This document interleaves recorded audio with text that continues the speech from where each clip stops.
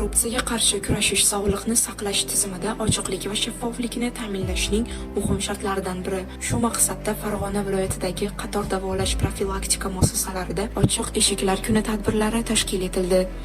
Unda muassasa rahbarlari bemorlar bilan yuzma-yuz muloqot qilib, ularning fikr va takliflarini o'rgandi. Dastlabki manzil viloyat onkologiya shifoxonasi.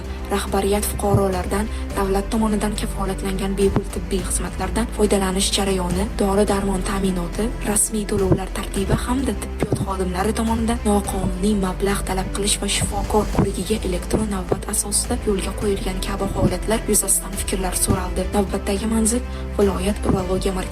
Bu yerda ham ochiq muloqotlar davom etdi. Qabul jarayonlari, navbat tizimi, tibbiy xizmatlarning sifati va shaffofligi xususida bemorlarning fikrlari tinglandi. Bildirilgan taklif va mulohazalar mas'ullar tomonidan qayd etilib, ularni bartaraf etish yuzasidan tegishli choralar belgilandi. Farg'ona viloyati ko'z kasalliklari shifoxonasidagi muloqotlar ham korrupsiya mavzusida bo'ldi. Muassasa rahbarlari bemorlar bilan samimiy suhbat qurib, xizmat ko'rsatish jarayonida yuzaga kelishi mumkin bo'lgan muammolar haqida so'radi. Ayniqsa navbatlar, to'lov tizimi va tibbiyot xodimlari bilan munosabatlar yuzasidan bildirilgan fikrlarga alohida e'tibor qaratildi. Keyingi manzil narkologiya shifoxonasi. Bu yerda ham bemorlar va ularning yaqinlari bilan ochiq muloqotlar tashkil etildi. Suhbatlarda korrupsiyaning har qanday ko'rinishiga yo'l qo'ymaslik, fuqarolarning huquq va manfaatlarini ta'minlash hamda har bir murojaatga mas'uliyat bilan yondashish masalalariga urg'u berildi. Ochiq eshiklar kuni tadbiri viloyat kardiologiya markazida davom etdi.